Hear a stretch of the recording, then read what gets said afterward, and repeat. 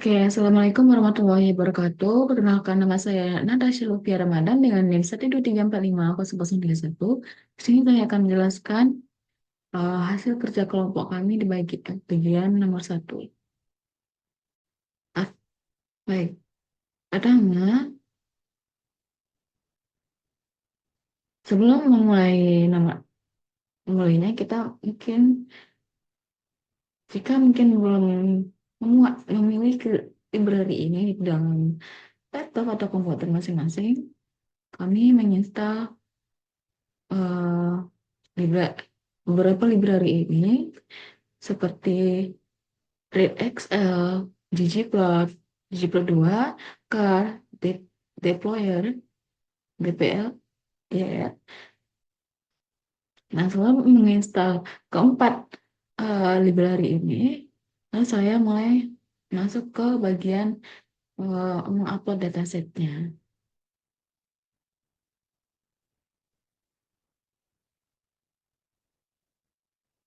Nah, pertama,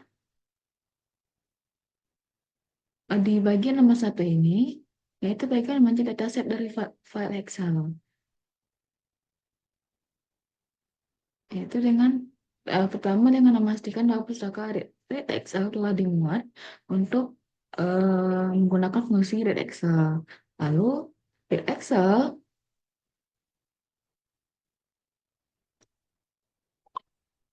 harga harga underscore lp dan xlf x ini adalah file dataset yang akan kita gunakan.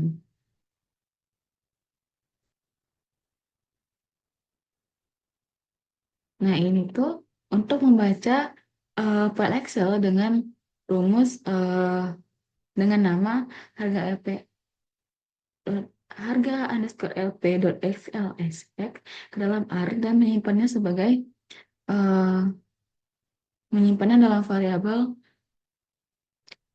harga dot lp. Lalu view harga lalu view harga underscore lp ini itu untuk membuka jendela tampilan spreadsheet di studio di R Studio untuk melihat data sesuai eh, data sesuai dataset yang kita masukkan. Nah, selanjutnya jika dirankan akan menjadi seperti ini. Nah, jika ketika dirankan, maka dataset yang kita masukkan akan keluar.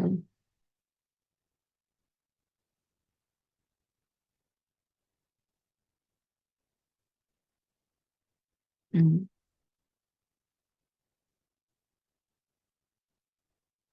seperti ini. Lalu, selanjutnya itu nomor dua itu memeriksa data untuk memastikan data terbaca dengan benar. Nah, pada bagian ini ada kode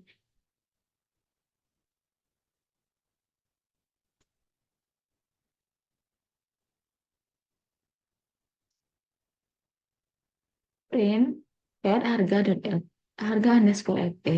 Nah, ini untuk menampilkan 6 baris pertama dari dataset eh, yang kita masukkan dan memeriksa apakah data memang sudah terbaca dengan benar. Yang di mana yang kita jalankan akan seperti ini.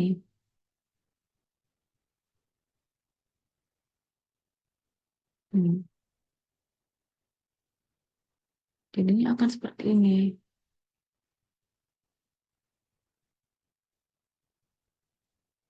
Nah, di sini sudah kami tambahkan komentar yaitu hmm, harga underscore LP ini untuk menampilkan data awal brand SDR harga underscore LP.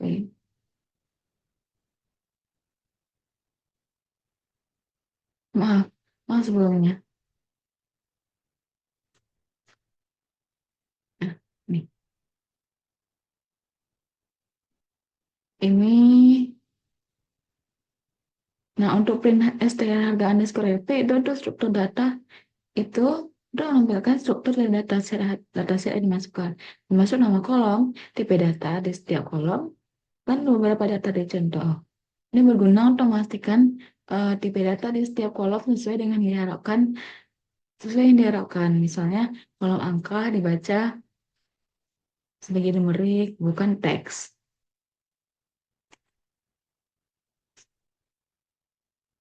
Nah, seperti ini. Oke, sekian. Selanjutnya akan dijelaskan oleh teman saya.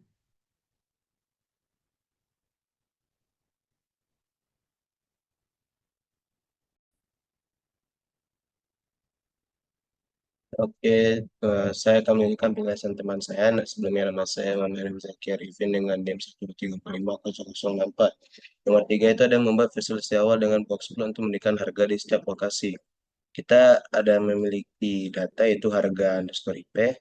Nah, itu kan pada box plotnya harga yang dimasukkan pada box plot itu adalah harga dan lokasi sebagai penentunya. Kemudian kita beri judul box plot penentuan harga IP di setiap lokasi.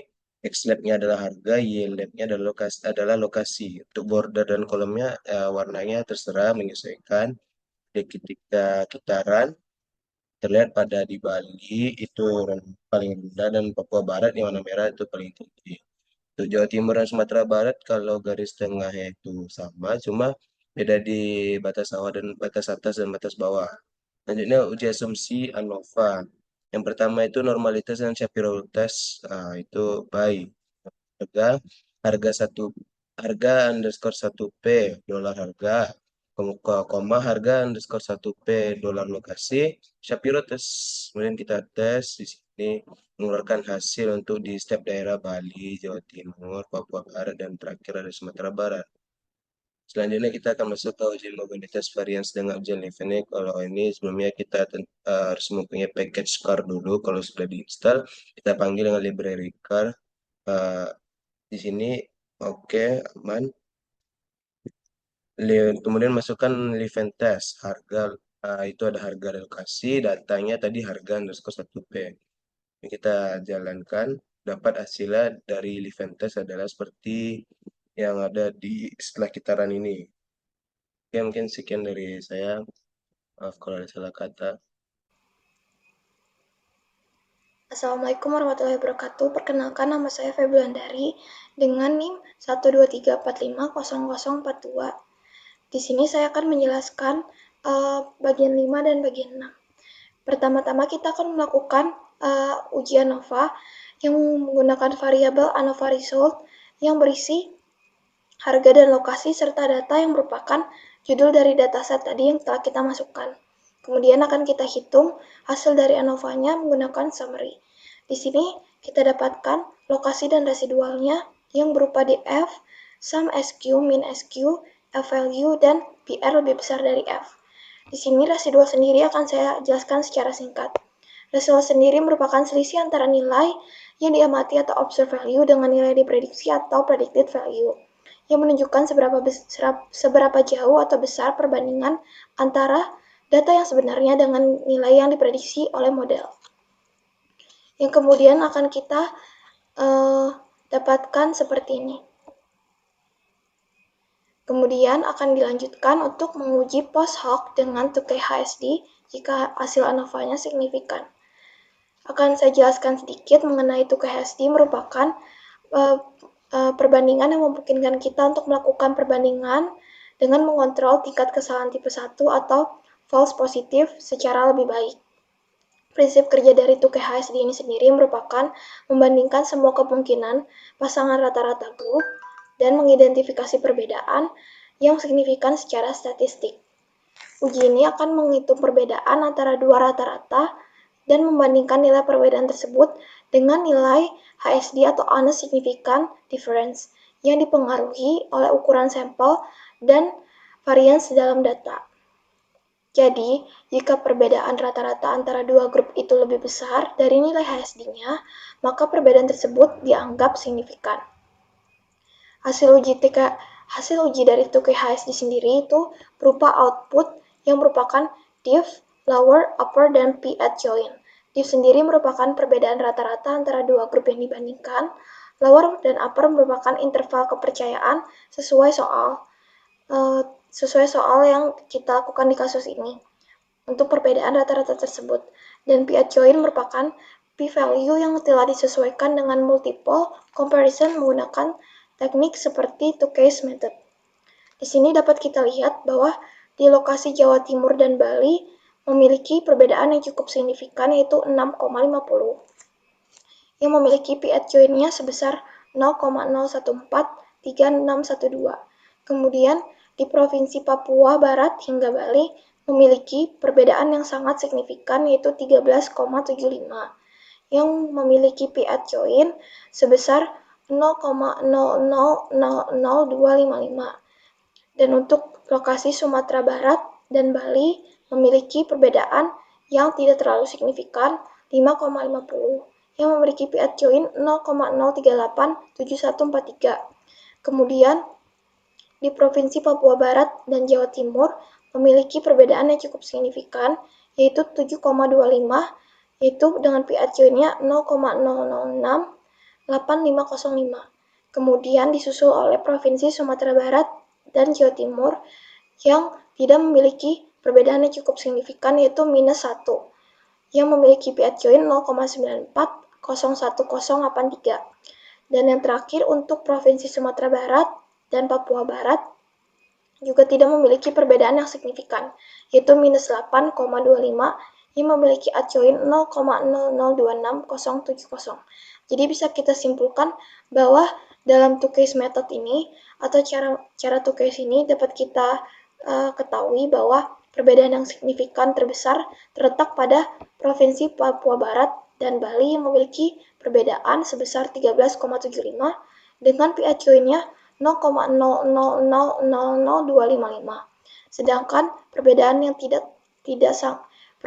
yang tidak signifikan terletak pada Provinsi Sumatera Barat dan Jawa Timur yang memiliki perbedaan sebesar 1, minus 1, dengan p-adjoint-nya 0,94011083.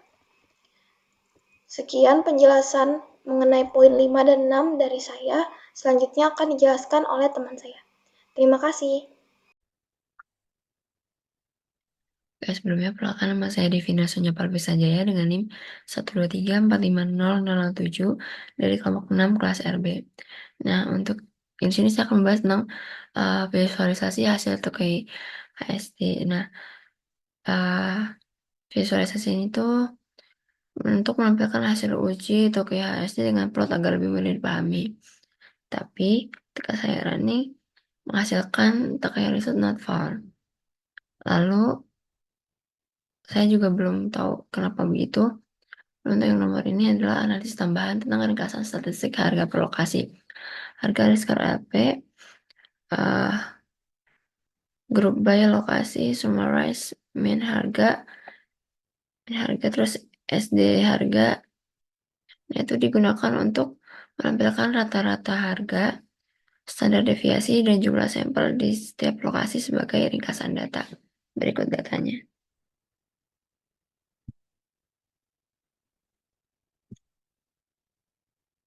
Demikian presentasi dari kelompok kami.